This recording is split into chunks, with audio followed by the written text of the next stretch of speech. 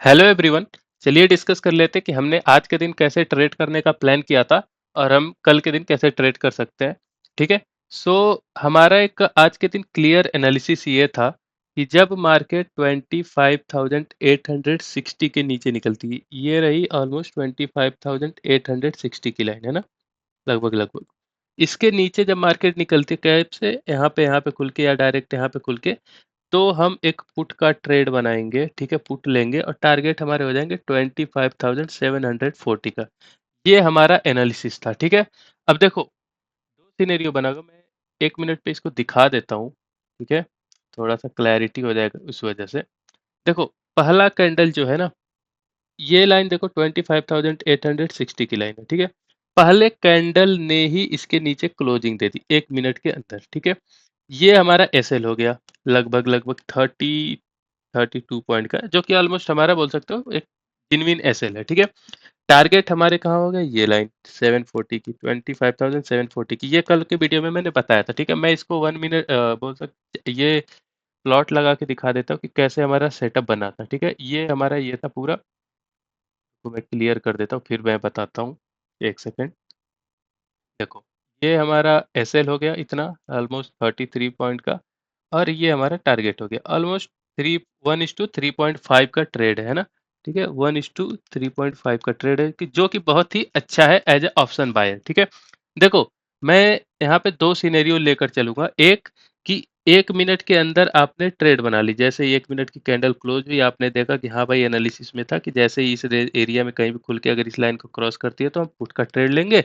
ये हमारा एनालिसिस था। जैसे ही इस लाइन को ब्रेक किया, हमने एक पुट का ट्रेड बनाया, टारगेट हमने ये एसएल डाल के हम बैठ गए।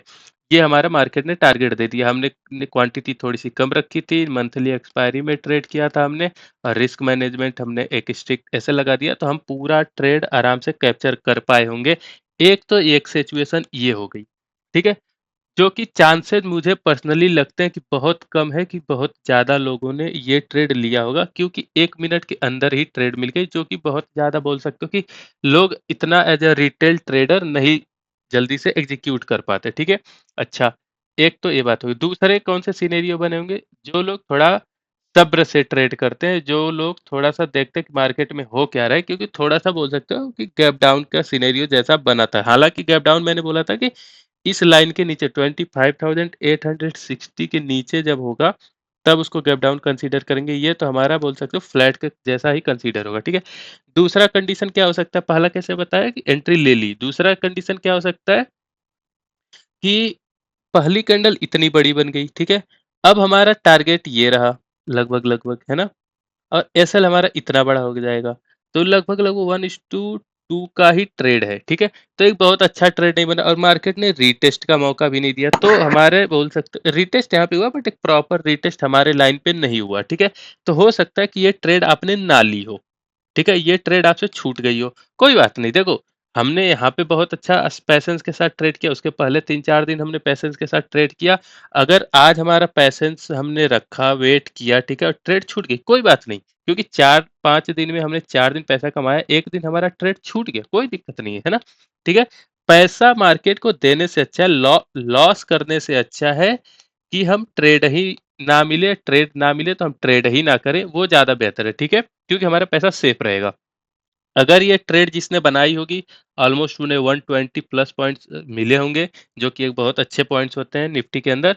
और जिन्होंने नहीं बनाई, कोई बात नहीं, हम कल देख लेते हैं प्लान करके, उसके बाद हम आगे आने वाले मार्केट में ट्रेड कर सकते हैं ना। देखो, उसके बाद ये जो मूव आया उसके बाद कुछ नहीं हुआ। ठीक है, ये हमारा सेटअप पे नहीं था कुछ, यहाँ पे कहीं कहाँ से मुड़ेगी हम नहीं बोल सकते, रेजिस्टेंस है इसके ऊपर, इतना नीचे से आ रही है फिर कितना जाएगी, ये हमारा एनालिसिस नहीं था।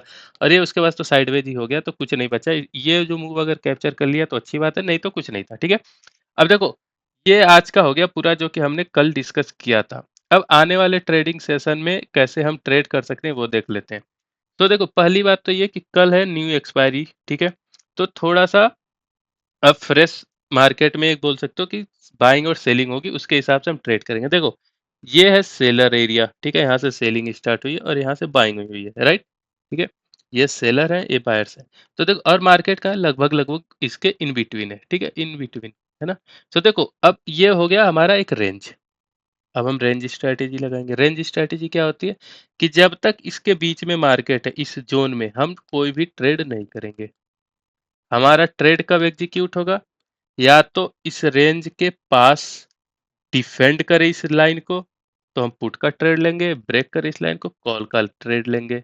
या तो इस लाइन के पास आए मार्केट, डिफेंड करे इस लाइन को तो हम कॉल का ट्रेड लेंगे, ब्रेक करे इस लाइन को तो हम पुट का ट्रेड लेंगे। ये 4 सिचुएशन रेंज में बनते हैं, है ना?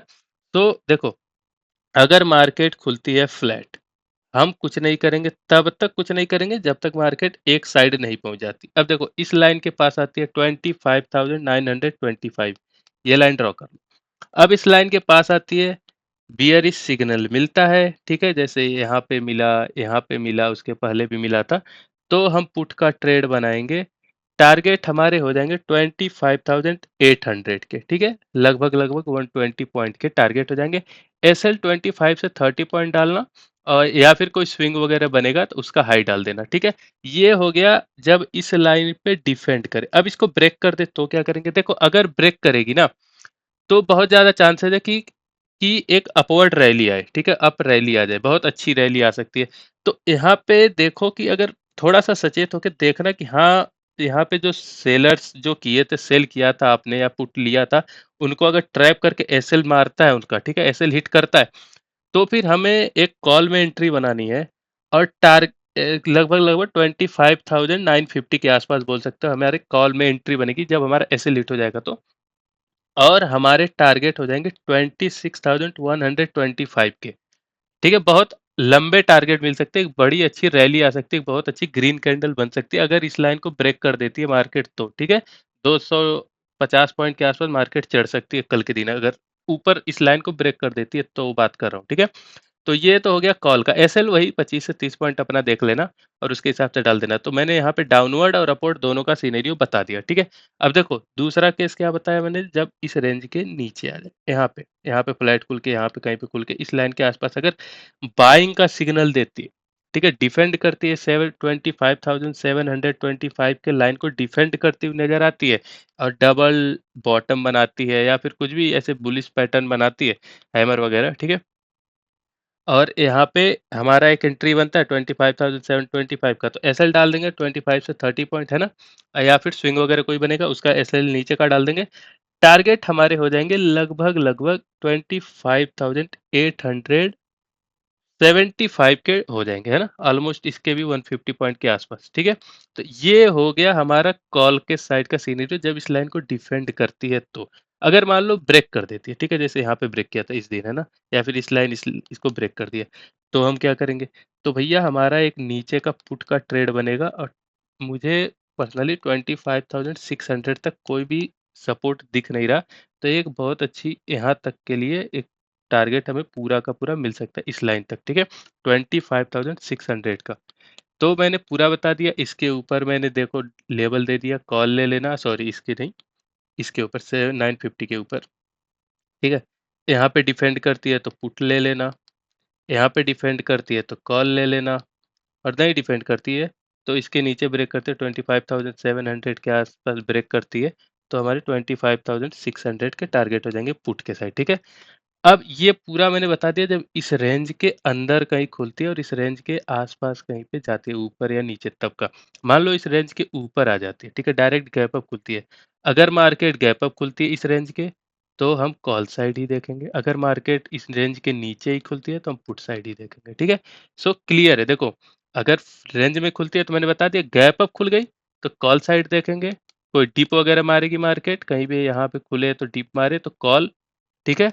और इस रेंज के नीचे अगर गैप डाउन खुलती है और कोई अप मारे तो पुट के साइड। जब राइज करेगी मार्केट तो पुट लेंगे, उसको नीचे ले जाने का वेट करेंगे, और जब यहाँ पे डिप मारेगी तो कॉल लेंगे, ऊपर ले जाने का वेट करेंगे, ठीक है। ये क्लियर हो गया। गैप डाउन में पुट, गैप अप में कॉल, रेंज का यहाँ पे बता दिया, डिफेंड तो पुट, नहीं डिफेंड तो कॉल, यहाँ पे डिफेंड तो कॉल, नहीं डिफेंड तो पुट। सिंपल सा कल का स्ट्रेटेजी रहने वाला है। देखो, नया एक्सपायरी है तो इस वीक के एक्सपायरी में ट्रेड कर सकते हो, ठीक है। रिस्क मैनेजमेंट के साथ ट्रेड करना, क्वांटिटी ठीक ठाक आराम से ले सकते हो जो सुटेबल हो, कोई दिक्कत नहीं है।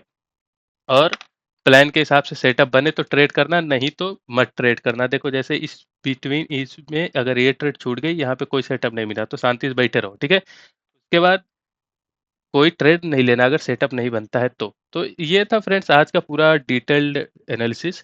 कोई भी अपडेट हो या क्वेरी हो तो कमेंट कर सकते हो या फिर पर्सनली मुझे डीएम कर सकते हो टेलीग्राम पे। मैंने लिंक डाल दिया डिस्क्रिप्शन में भी और कमेंट सेक्शन में भी डाल दिया है, ठीक है? सो उस पे मुझे क्वेरी भेज सकते हो। अभी के लिए फिलहाल इतना ही रखते हैं फ्रेंड्स। मिलते हैं नई वीडियो में नई लर्निंग के साथ। Thank you very much.